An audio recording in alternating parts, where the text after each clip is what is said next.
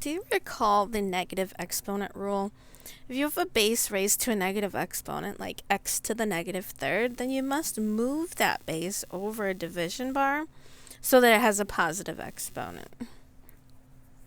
So we're going to use that negative exponent rule here. If you look at these expressions a and b, do they look complex to you?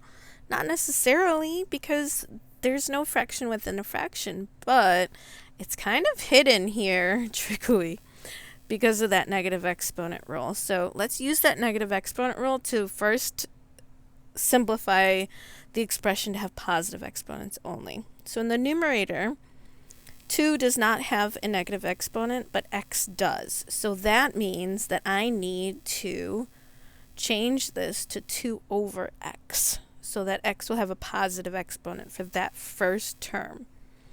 Then the plus sign separates the second term, 3y to the negative 1. So 3 does not have a negative exponent, but y does. So that's 3 over y to the positive 1.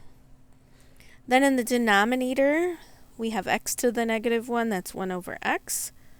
And then we're going to subtract another term, 2y to the negative 1, so 2 over y.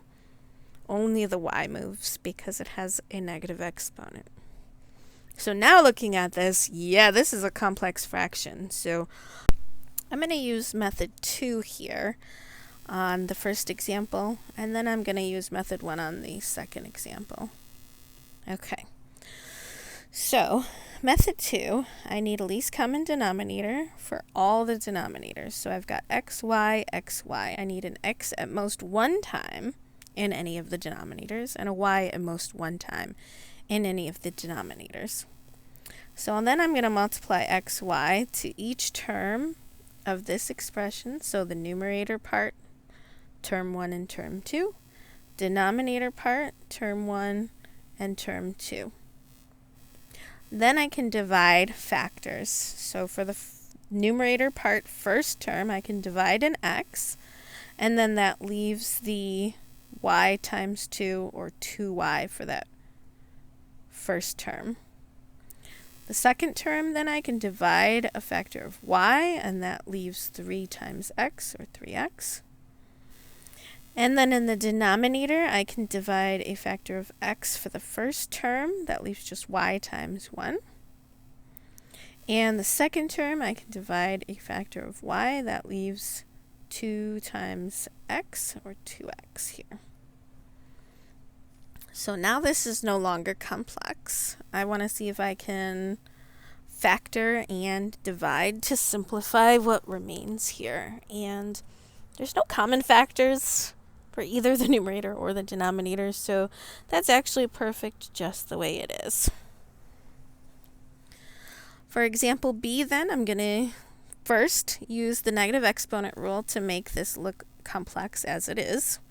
So in the numerator, 5 minus 3x to the negative 1. So I've got a negative exponent here, and only that base is going to move over a division bar. In the denominator, then, 2 plus 3x to the negative 1. So the base is everything in that parenthesis, because that's what the exponent is touching here, the parenthesis. So that means the entire 3x is coming down, and I just need a 1 to hold the numerator part's place there. So this is a complex fraction, and I'm going to use method 1 in this case. So if I look at the numerator part, I have 2 terms. I need a least common denominator for those 2 terms, and there's only one denominator.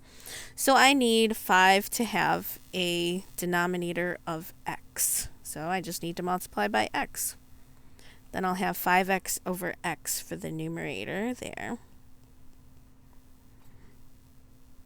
And 3 over x already has x.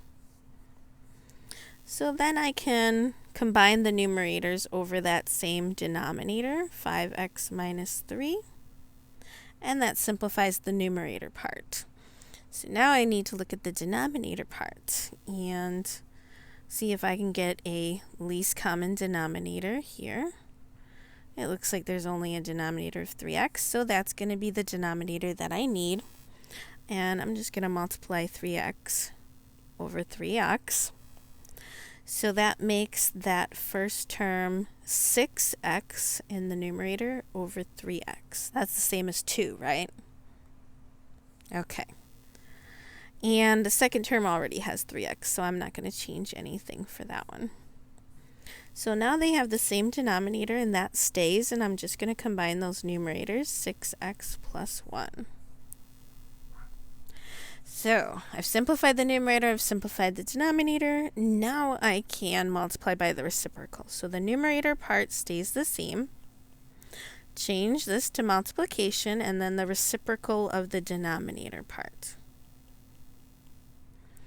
All right, so now this is just multiplication of rational expressions. I need to lock in my factors, and then I can multiply numerator and denominator.